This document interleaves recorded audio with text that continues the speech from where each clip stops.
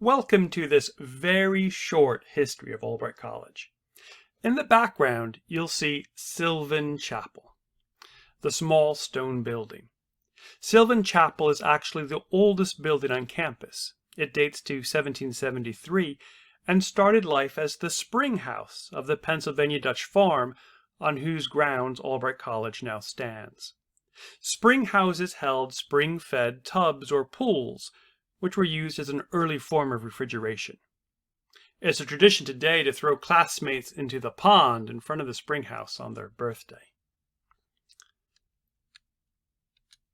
The college's namesake is Jacob Albright, who actually used the German form of his name, Jacob Albrecht.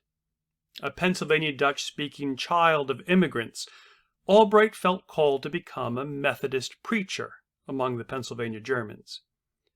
American Methodism was a decidedly English-speaking movement in its early days, and Albright, as a result, ended up founding his own Pennsylvania German-speaking denomination, who were called the Albrechtsleute, or Albright people.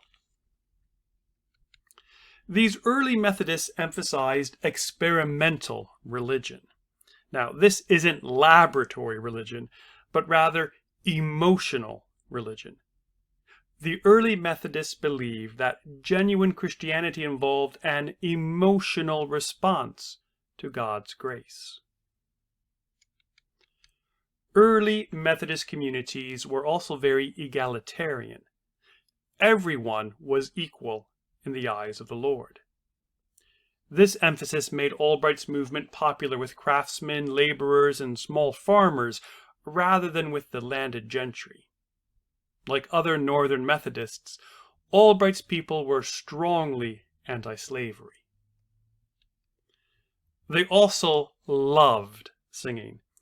The Evangelische Gemeinschaft, or Evangelical Association, as Albright's denomination came to be called, created and fostered a strong hymn and religious folk song tradition that carried on through the 20th century. Albright's people were perhaps most famous in the early days for their charismatic, emotional, and physical style of worship. I've given here an early description of a typical evangelical service. The extract comes from a hostile critic writing in a Lutheran newspaper, but the description more or less matches internal documents. It's just a little bit more colorful. I'll translate.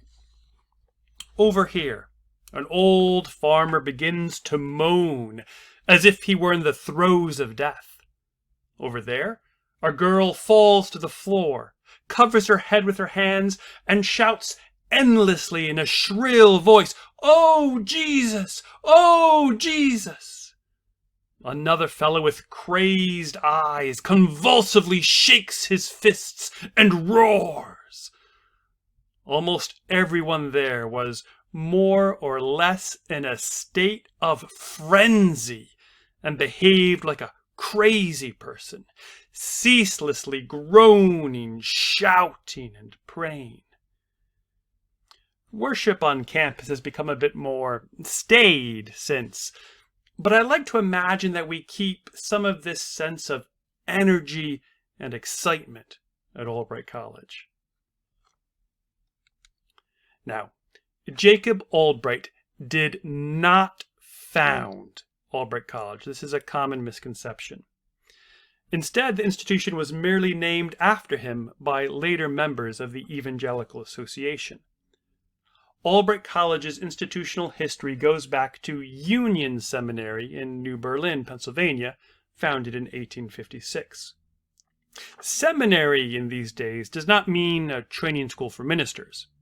Rather, it meant something a bit more like high school or junior college today. It was co-ed from the start. A complicated series of mergers with other Evangelical Association institutions led to the present-day Albright College. You'll see that there are in fact three ancestor institutions: Union Seminary, Schuylkill Seminary, named after the Schuylkill River that flows through eastern Pennsylvania and Reading, and the Albright Collegiate Institute. The denomination itself went through a series of splits and mergers with similar denominations. Some of these denominations remain separate today, such as the Evangelical Congregational Church, whose headquarters are on the old grounds of the Albright Collegiate Institute. Other denominations, such as the United Brethren in Christ, have ceased to exist post-merger. But many older Albright alumni, for example those who graduated in the 1960s, still identify as brethren. All these mergers lead to Albright College's current affiliation with the United Methodist Church.